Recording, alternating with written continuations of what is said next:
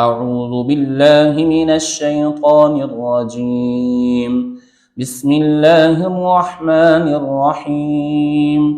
قل أوحي إلي أنه استمع نفر من الجن فقالوا إنا سمعنا قرآنا عجبا يهدي إلى الرشد فآمنا به ولن نشرك بربنا أحدا وأنه تعالى جد ربنا ما اتخذ صاحبة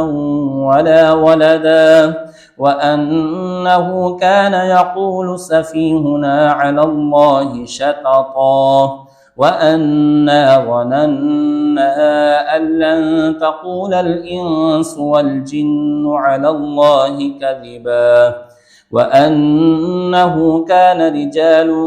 من الإنس يعوذون برجال من الجن فزادوهم رهقا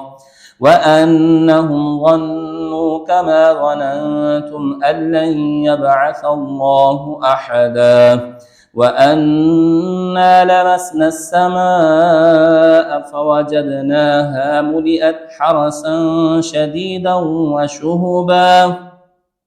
وأنا كنا نقعد منها مقاعد للسمع فمن يستمع الآن يجد له شهابا رصدا وأنا لا ندري أشر أريد بمن في الأرض أم أراد بهم ربهم رشدا وأنا منا الصالحون ومنا دون ذلك كنا طرائق قددا وأنا ظننا أن لن نعجز الله في الأرض ولن نعجزه هربا وأنا لما سمعنا الهدى آمنا به فمن يؤمن بربه فلا يخاف بخسا ولا رهقا وأنا منا المسلمون ومنا القاسطون فمن أسلم فأولئك تحروا رشدا وأما القاسطون فكانوا لجهنم حطبا وأن لم استقاموا على الطريقة لأسقيناهم ماء غدقا لنفتنهم فيه ومن يعرض عن ذكر ربه يسلكه عذابا صعدا وأن المساجد لله فلا تدعوا مع الله أحدا وأنه لما قام عبد الله يدعوه كادوا يكونون عليه لبدا قل إنما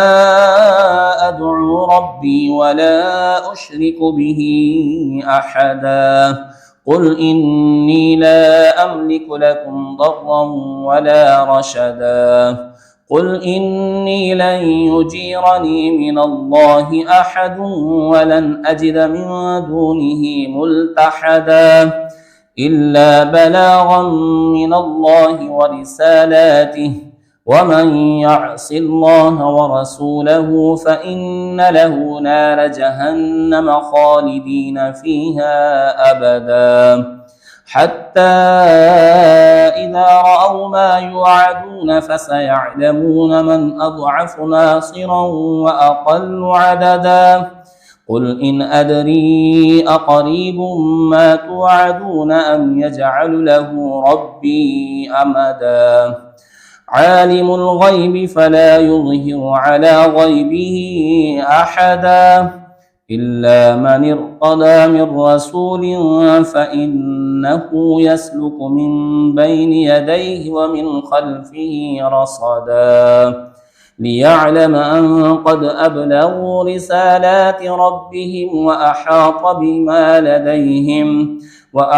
بما لديهم وأحصى كل شيء عددا صدق الله العظيم.